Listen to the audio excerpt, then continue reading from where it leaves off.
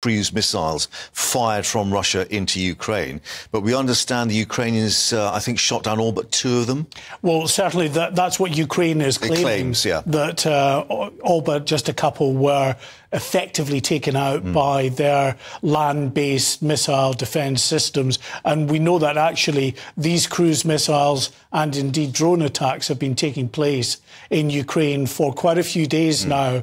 Russia would say in response to what it claims was an attempt to assassinate Vladimir Putin, when last week, you remember, these drones, 2 drones, exploded over the Kremlin. Now, there's been a lot of controversy over that, claims and counterclaims, as to whether this was just a false flag operation, whether it was an attempt by Ukraine. Yeah, and interestingly, of course, we spoke to the former president of Ukraine here on GB News Live yesterday. He said, actually, if we had done it, we'd done a better job than that. We'd have got Putin if we were going to set out to do that, which was quite an interesting reflection. But just to reflect elsewhere, Ursula von der Leyen is actually in Kyiv today, holding a news conference later, we understand, with President Zelensky, calling Kyiv the beating heart of European values. I mean, what does seem to be happening is that Europe is drawing closer in terms of its decision to defend Ukraine and to really make sure they see this through.